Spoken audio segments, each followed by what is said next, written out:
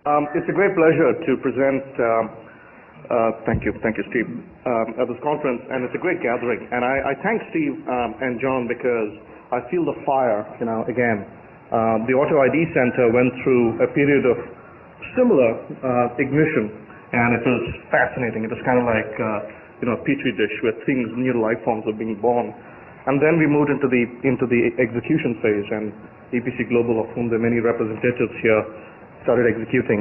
And meanwhile, the Auto ID Lab, refocuses their attentions on new research, and we have a family of Auto ID Lab members, professors, students, colleagues here, who've kind of recreated this entire environment, and Elgar Fleisch and Jim Murray and John Williams and Peter Cole, of course, who's been involved with this for a long time, Dan Ingalls. It's fantastic to see this all come together again. It's a great pleasure. It's almost like I keep saying this every time I go to a Auto ID event. It's like a wedding, It's like going back to a family wedding and recognizing all your friends. So it's a great pleasure. What I thought I would do is talk about the future as I see it. And actually, funnily enough, I didn't have to change my slides from about 7 years ago. And just paint a landscape of what it is that academics could do research. And I should tell you a little story. When I started this research 7 or 8 years ago, David Brock and I actually David Brock gets a lot of credit for this.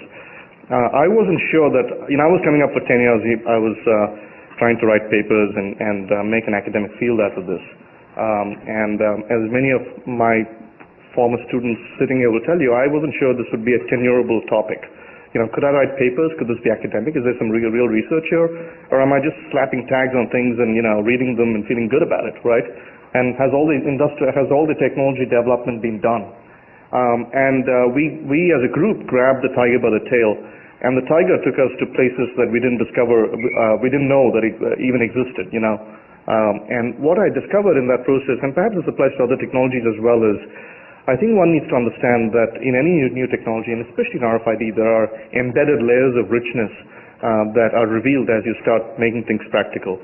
And the beauty is that they come in different colors. It could be in security, it could be in protocols. There's so many areas of richness that are waiting to be explored. That's the first thing. And the second point I want to make was that we are very much at the beginning of the journey, and that's kind of where I'll start.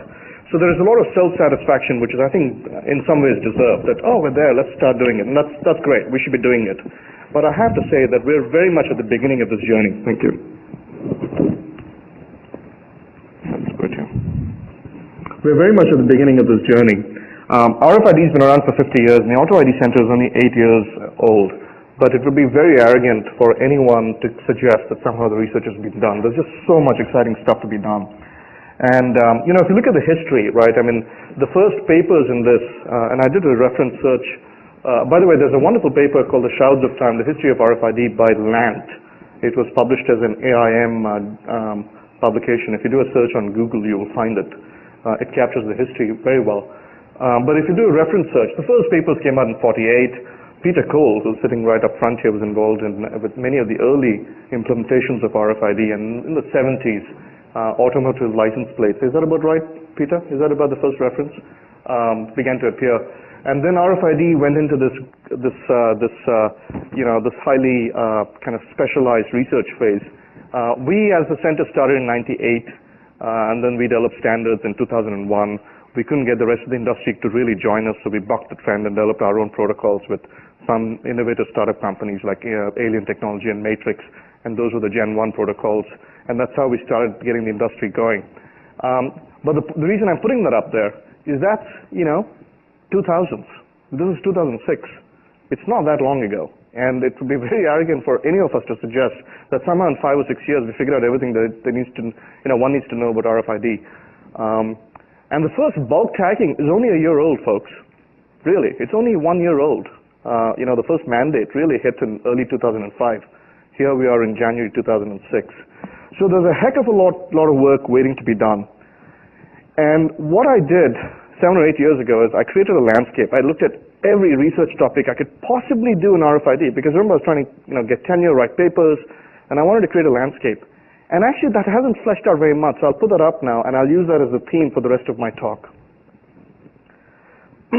You can break it up in many ways. You can look at technology, and the beauty of RFID is it spans everything from semiconductor manufacturing to systems research and distributed discovery and things like that.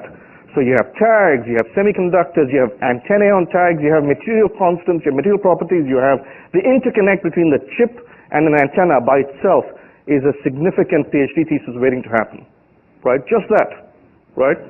You have packaging off the tag. You have, how does the tag deal with, reactive packaging? We had a wonderful project here that Dan Engels led on tag packaging and performance. You have protocols, of course, the Auto ID Center did a lot of, and there are a lot of experts here on tag protocols. We're barely scratching the surface of protocols. We have Gen 1, which is Gen 1 UHF. We have some HF. Now we have Gen 2, but then there's ultra-wideband. There's all sorts of interesting stuff just waiting to be done. I'll touch upon it in the next few slides. You have reader antennae. Think about this. Everyone thinks of that, I should say there's a lot of thought that perhaps, antenna is not that interesting. Maybe there's not so much research there, but think about it. You have miles and miles and miles of store shelves. How on earth are you going to read all the stuff on those shelves? Now, initially, people are looking at portal-based solutions. You put readers on doors. But eventually, you're going to want to get real-time inventory, not based on transit, but on a real integrated measure, that is a measure of actual inventory.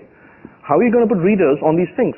Is it going to be cheap antennae which multiplex using some sort of, printed ink multiplexing over a cheap wireless to a reader? Is that what's going to happen? Or are we going to invest? Then how do you power, if you put readers everywhere, how do you power them, right? If you walk into a retail store and you see a display of clothes, you will find that the clothes sometimes are right in the middle of the floor. How do you power them? Is it a battery? Or do you need to run wiring underneath? Such mundane problems. Power over Ethernet is a hot topic these days. Is that a solution? I'm sure there's a ton of those solutions we haven't even explored. And there's a tendency to kind of take the cliched solution where something very innovative and probably game-changing is just lurking around the corner. So there's some very interesting technologies just in these 4 topics waiting to be researched. And then there's readers, we predicted some 8 years ago that readers would eventually be very inexpensive, hundreds of bucks. They're down to $1,000 now, but there's a long way to go. And the fact of the matter is the electronics in readers is not that complicated. So we have a lot of advancement. Then there's middleware, there's software, there's the actual middleware. One of the problems with RFID is that there's a tendency to believe that RFID tags will be read in the same way that barcodes will be. That is, you read the barcode, you know exactly what's there, and you're done. The fact of the matter is, the whole point of RFID is you're reading all the time, and you're going to miss a few. And missing reads results in phantom inventory, especially when you have a throughput model, where you look at things going in and out, right? It results in negative and positive phantom inventory. And phantom inventory is going to completely jam up any inventory control system, any application that you develop. So for example, let's say we all had tags, and God forbid there was a fire, and we all went out and there were readers at the doors. And the readers of the doors missed a few of us. This room would legitimately claim that those of us that didn't get read are still in this room.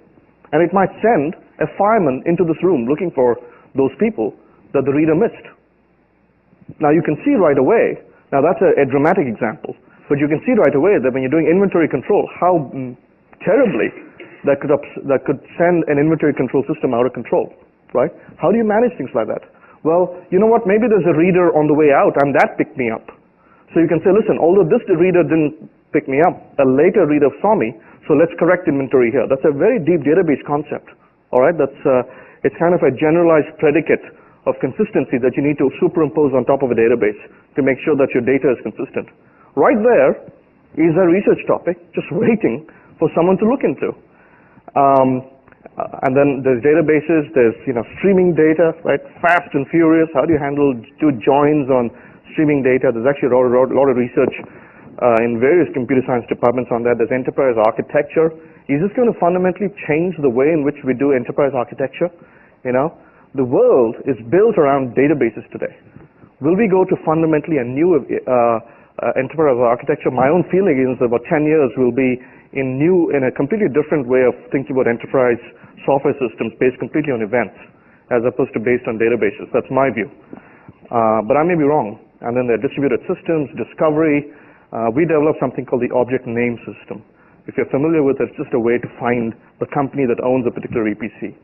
That was a drop in the bucket. Already we are seeing that is useful, but it's 1% of the way to everything you need to do to really take advantage of RFID, right? I can say that because I was one of the people who wrote on it, so I can criticize it.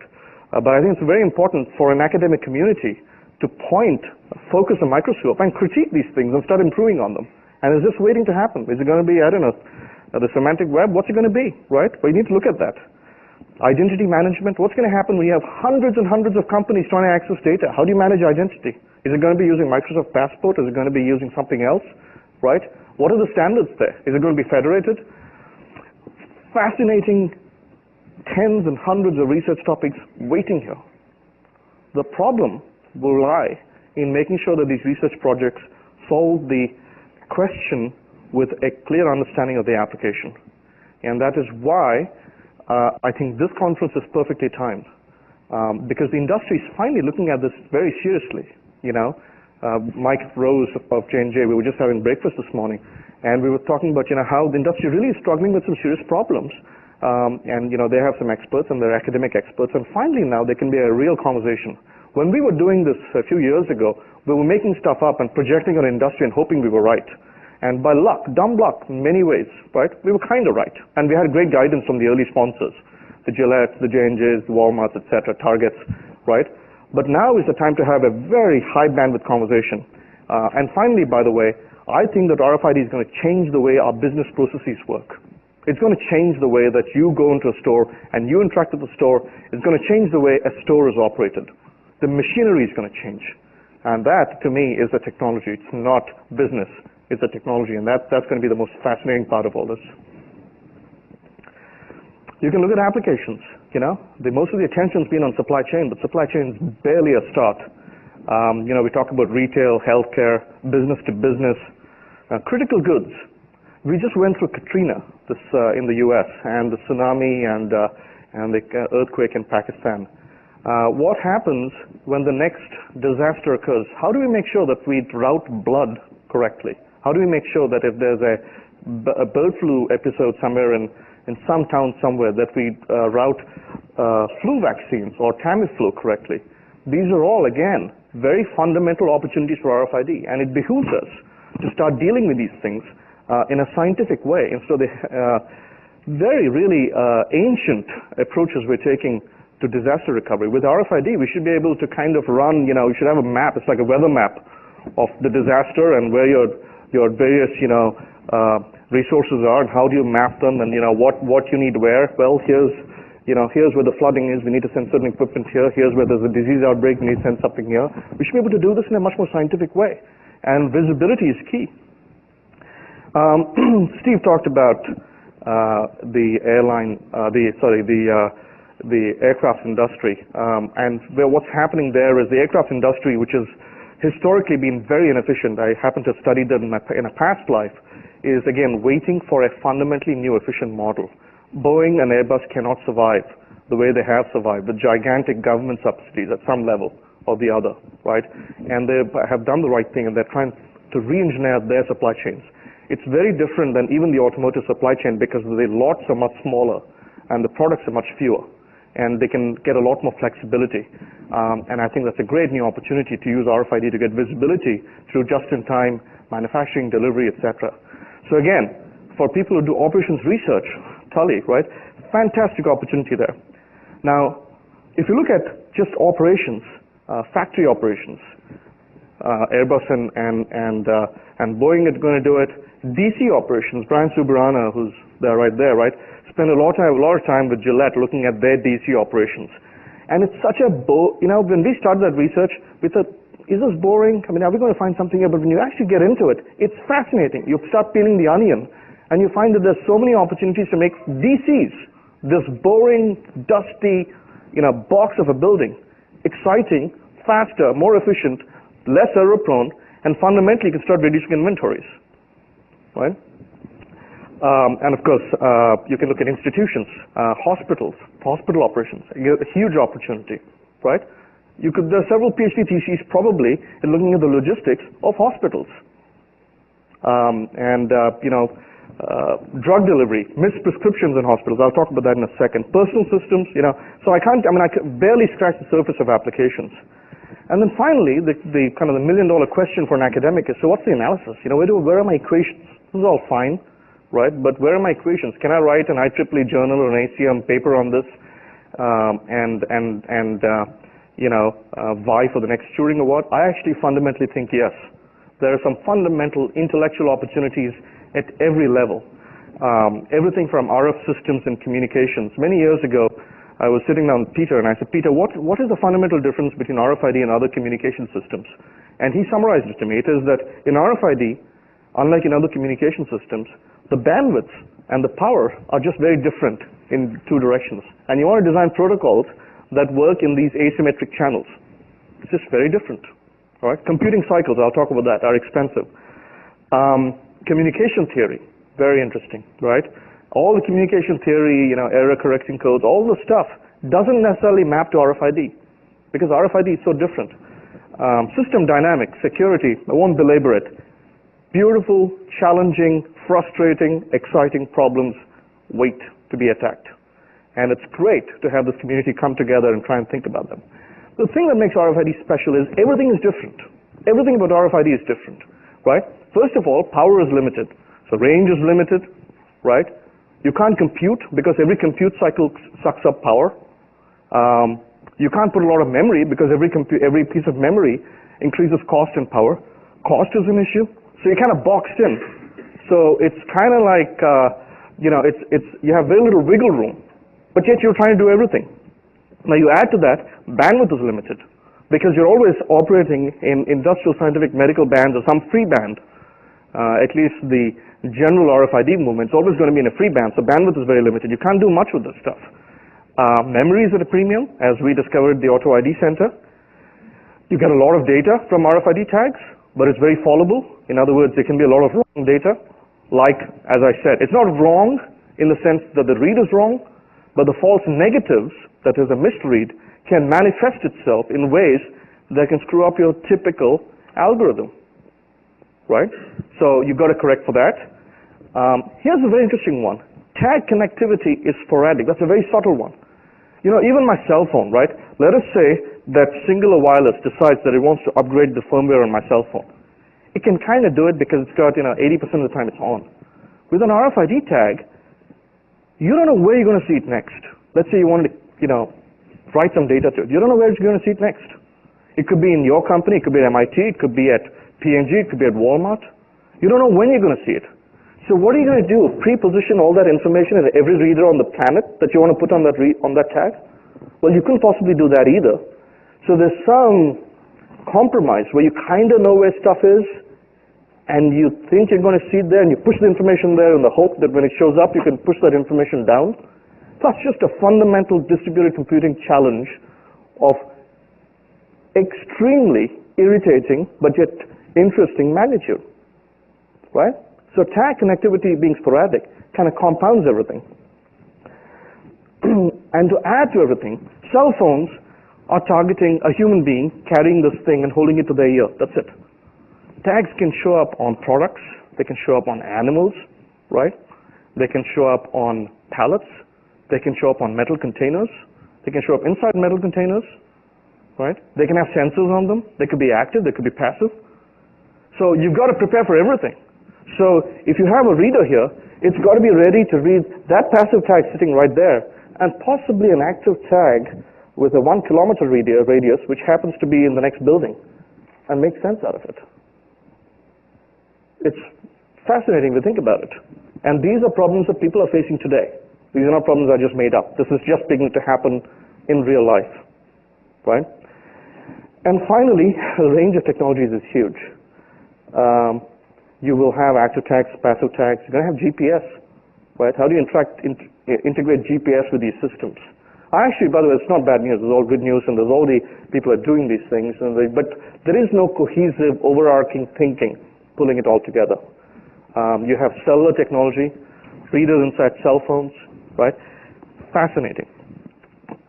So what I thought I would do is I'll take this map. It's kind of like looking at the planet. And I don't have very much time, but I'd like to burrow down on a few places and just give you a taste of some of the research that the Auto ID Center did, other people did, and see how, I want to show, if you haven't seen this, give you a sense of how rich it can get, how quickly it can get rich when you burrow down. So I picked, when I was making these slides, I created this landscape and I said, let's look at protocols. Let's look at RFID protocols. How rich can that really be, right? It was a question I asked myself in 1998 when I was deciding with David Brock to get into this research topic. Could I write a paper here, right? What I can tell you now is there are probably 1 million papers there. At that time I thought there was 0, right? So when you get into it, so let's zoom in. What's protocols? Well, it turns out protocols are not just protocols. There's a physical layer and there's a logical layer. In the physical layer, there are different frequencies to consider. There are different schemes like ultra-wideband that are popping up to consider. Okay, well that's pretty good, right?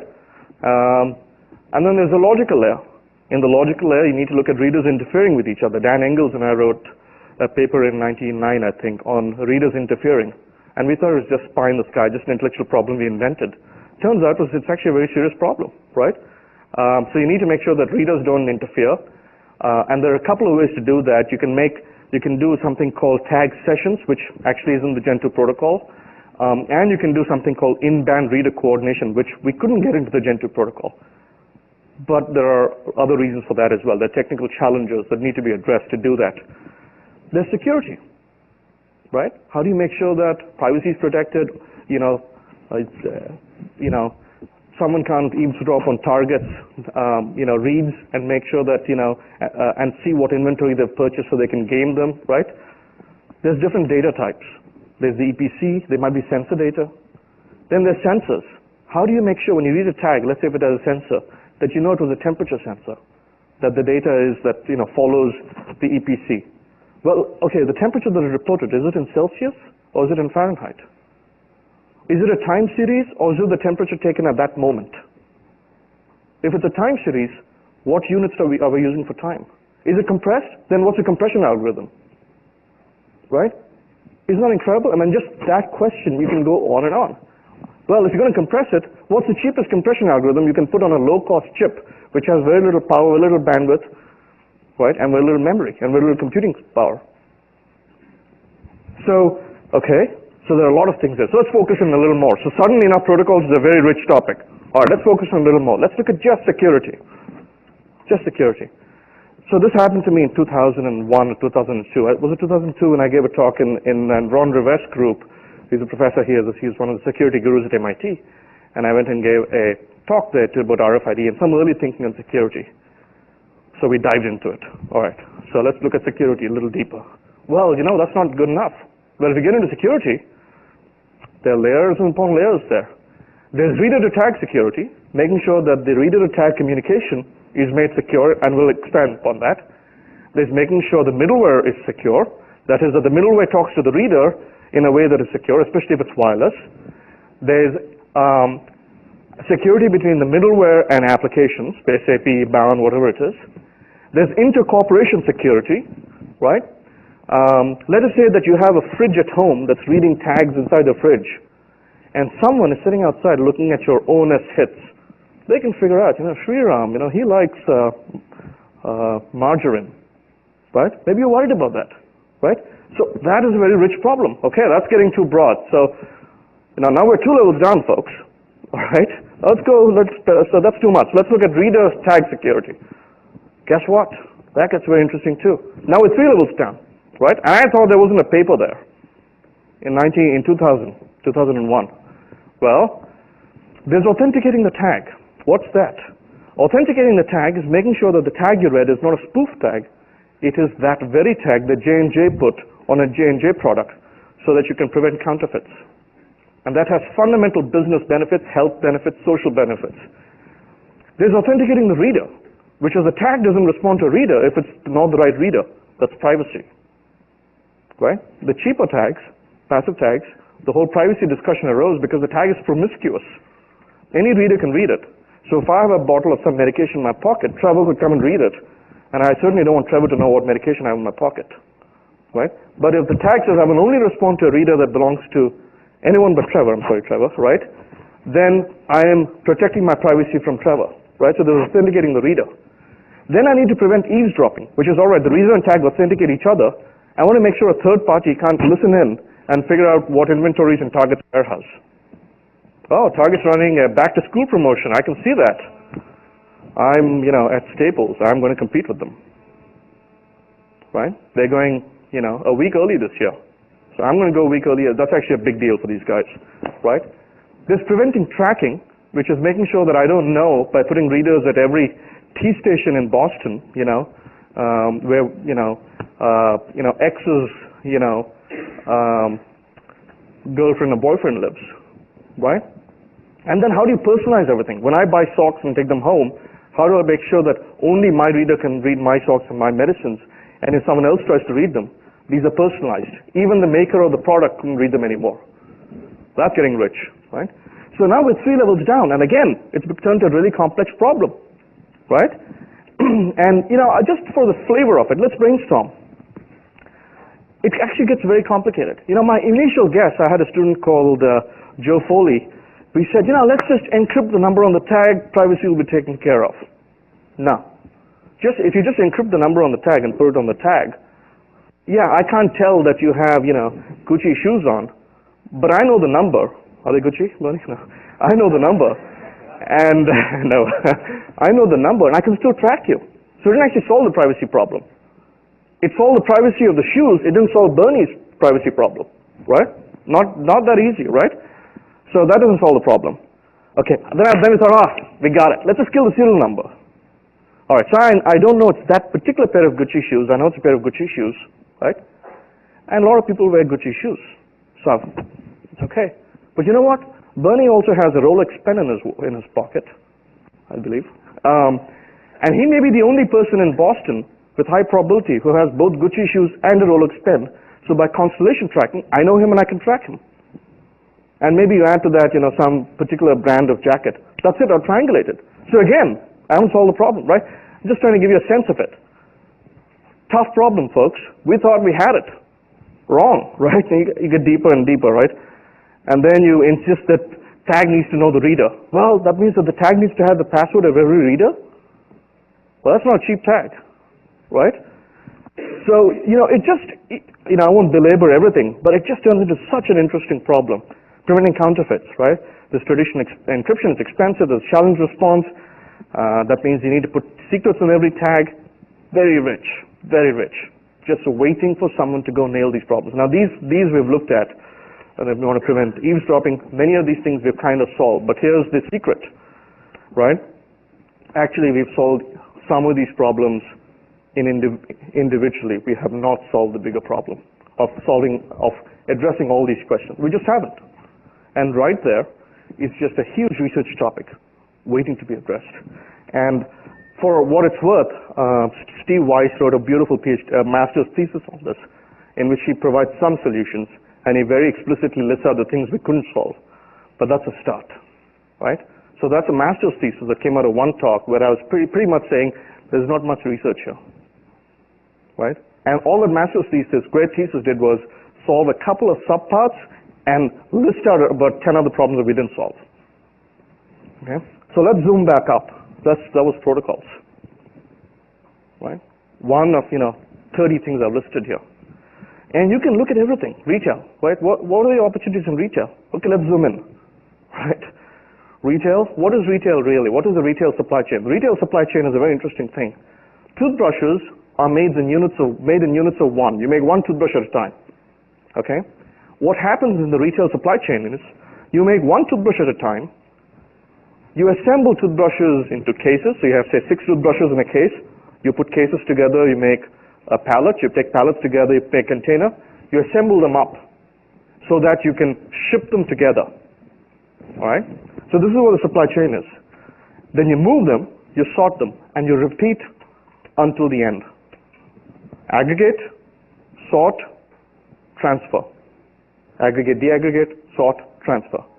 And that's basically the supply chain. It's a big mixing thing where you make things as one, but all of the same kind, and that's the manufacturer, and people walk out with ones, but all of a different kind, and that's the consumer. And trying to do that efficiently is the supply chain in the retail world as we know it, right? This is another fascinating research area, and this is the one where the industry has focused its attention most immediately, because you're trying to do this in a timely fashion with very few errors and very little shrinkage. Well, if you actually look at it in real life, it turns out that that process is ridden with errors, too much, that's excess, inefficiencies, losses, right? Dilution, counterfeit, brand dilution. It's just incredible. I mean, we waste, and you know, you can look at the actual numbers that come out. We carry something like 30-40% of inventory we shouldn't be carrying. For all that, we are 10% out of stock as an industry, right? And there's some fundamental research topics here waiting to be addressed. And whether they end up being looked at by companies, whether they end up being looked at by academics, right? The fact of the matter is that these are rich research topics waiting for academics to look at. Now, I'll say this. You can actually map the space out in many ways. You can take, for example, the supply chain, DC to backroom, backroom to sales floor to storage. And you can look at different parameters. You can get time, quantities, configuration. And if you map it out in that way, in the interest of speed, I'll just write it out. I don't expect everyone to see this. But all I'm saying is, right there in that matrix, I've captured probably about 70% of the problems that most retailers are looking at. They're looking at, is my fresh food arriving in a timely fashion at the fresh food counter so that when my consumer buys that lettuce, it is fresh? If not, where is it losing its freshness? Maybe it's spending too much time in a DC. Maybe it's spending too much time in a truck. Maybe it's not cold enough in the truck, and so it's losing freshness. And what RFID lets you do is it's kind of like injecting a dye into your bloodstream and looking to see how the body is operating. And it lets you kind of go through all that and figure out how your body is doing. And if you look at different retailers, look at, for example, Walmart. This is publicly what they've said they're doing. If you look at Best Buy, this is what they're going after first. If you look at Lowe's, Lowe's is the big do-it-yourself store. This is what they're going after. So everyone's looking at it differently and going after different pieces of the puzzle. I have, lots of examples. I mean, I kind of zoom in and look at various examples. And in this audience are hundreds of other examples where you zoom into this landscape. It's kind of like using Google Earth, seeing something interesting and kind of zooming in, looking at a map, zooming in, looking at a house, You can do that. And I think fundamentally this is what this industry needs. And academics are the microscopes. And they're going to figure out what the opportunities are and figure out what the solutions are.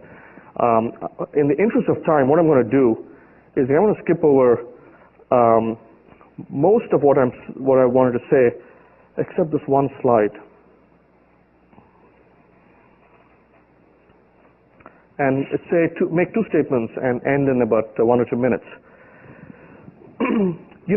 When you have operations, for example, actually, if you can ignore the slide for a second, if you look at factory operations, you expect performance to be tight. When you say, listen, Father's Day is coming around, I want to move inventory out to the store, shaving blades for Father's Day because there's a big, gift buying event. I want to move it out 2 weeks before Father's Day, and then I'll start advertising on TV. I'm going to spend millions of dollars. You expect that things will work out quite well, right? People will move stuff out. The retail supply chain is going to kind of operate as you expected it, and things will happen as you expected. You can run your ads and get you're going to get good efficiency.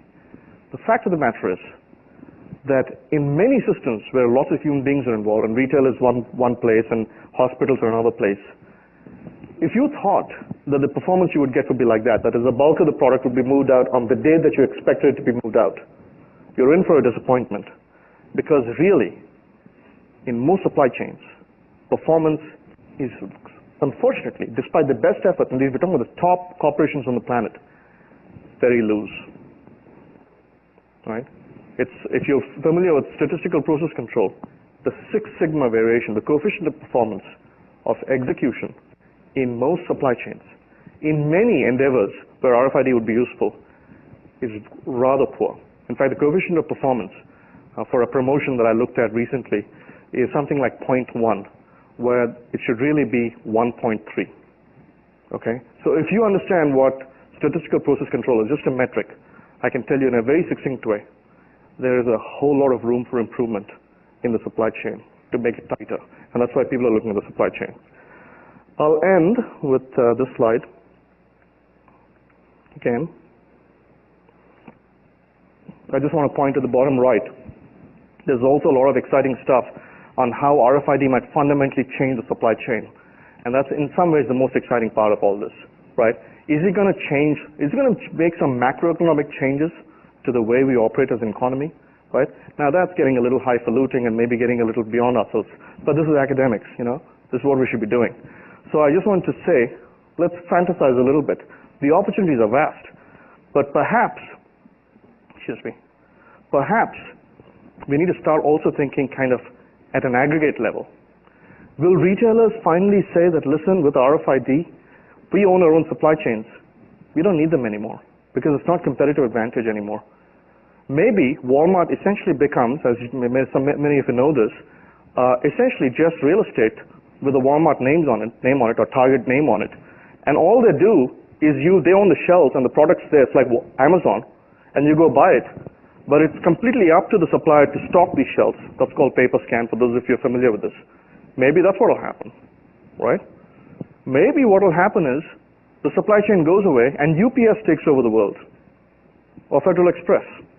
And essentially, manufacturers, FedEx or UPS, their stuff straight to the shelf. That's it. Who knows? Right? Certainly worth kind of gaming this. And if this community doesn't, who's going to game it? Right? In fact, Brian and I were fantasizing about that, and we call it the ultimately fragmented supply chain. Maybe that's where it'll go. Right? Maybe, in the end, this might change the way offshoring is working today. You know, if you're familiar with the Zara supply chain, Zara is a Spanish retailer. What they do is that they're very tight in terms of fashion cycles. So every time, you know, I suppose Britney Spears has a concert, within a week, they have those exact clothes on the market for 2 weeks, and then they're gone. So if you go to Zara, right, you get exactly what you want right there, and because it's so fashionable and they're so agile, very few other retailers are able to compete. But the only way they can do that is not by manufacturing in Asia, because the lead times are too long, but by manufacturing locally, right? Maybe with the visibility RFID enables, maybe a lot of retailers can do this sort of thing more efficiently, and maybe it's going to impact the way we do offshoring. You know, we worried in this country about offshoring, I'm sure in other countries as well. Maybe some tectonic changes are awaiting us in the supply chain. And how will RFID play into that? I think it's worth discussing that. So I'll conclude simply by saying that, you know, obviously the first place this technology is going to make an impact is by tweaking things the way they're done today. Eventually there might be some evolution, but fundamentally there's going to be transformation. And it's the right end of the spectrum, the stuff to the right, that this community and no other community will be able to study and enable. And it's a great pleasure to address you and fantasize, but also look forward to talking to you about this, and have a wonderful conference. And thanks for letting me subject you to my crazy thoughts. Thank you.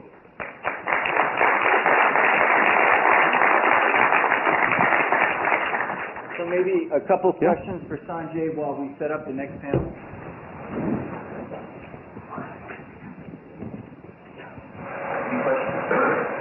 Yes, one. So there's a million papers to be written. Yeah. How many need to be written before the diffusion curve starts to take off? Yeah, that's a great question. I think that I don't know. I mean, you know, I think that in every topic there's a kind of, every new area, there's a time of freshness where the papers are fresh and different, and pretty soon they start kind of grinding and, you know, into each other. It's kind of repetitive, right? I think we have ways to go. You know, if you take wireless, you take the internet, you know, take Google, right? Google is a research project out of Stanford, right? We're 15 years into it. Take the internet, we're 40 years into it, right? I think we have ways to go, but there's no doubt that's going to set in. I think we need to be watchful of that as well, right? So I agree. So we'll balloon, but then eventually we'll kind of kill ourselves and let an arrow. So that's a great question. Okay, part of the goal of this gathering was to try to bring together end users and researchers. So the end users are researchers based on the researchers are doing the work based on what. How do we facilitate that communication? So that the research is being driven in the direction the business is going. I think it's a great question. When we started the Auto ID Center, we basically made some stuff up, right?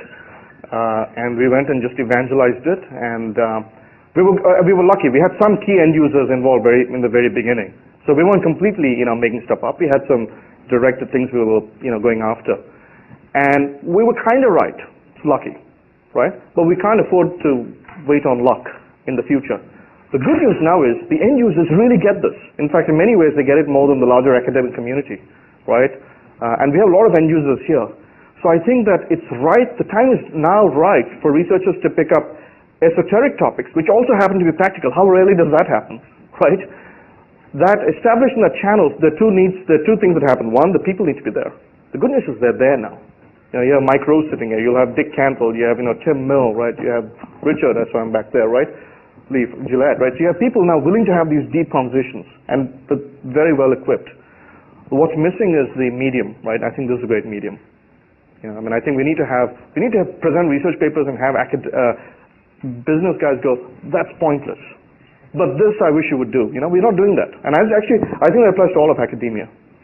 So, yeah, Chris. Okay, just another question. From a researcher's perspective, I think one of the challenges is that we all present in different research communities. Some students actually go to the ACI conferences, while the communication guys in RFID go somewhere. And every single time, or at least at this stage, we've got something that we can motivate many of the problems that you mentioned. And very practical point, sometimes people in those communities are not really familiar with those special challenges of RFID. So do you think that in a couple of years' time we'll see a dedicated RFID conference that sort of covers a range, maybe not all, but a range of the issues you mentioned? I think that might happen. So I think you're pointing at the deeper problem of systems design, right? And first of all, I think we have too many conferences in academic fields. They're too selective, and only those people go to those conferences. It's a very nice, cozy shelter where you don't really have to talk to the other guys, right? So I do think that an RFID conference, an RFID systems community will evolve, and maybe this is the start of it, which is why I congratulate everyone. But I think we also need to watch out that doesn't become an ultra-academic conference not connected to reality, which in itself becomes a kind of this mutant animal that no one's interested in. So we need to keep the end-user community involved. That's my view anyway. And that was kind of the success, as you remember, from the Auto ID Center. So, but I hope we can do that. Thank you very much. Thanks, Todd. Thank you.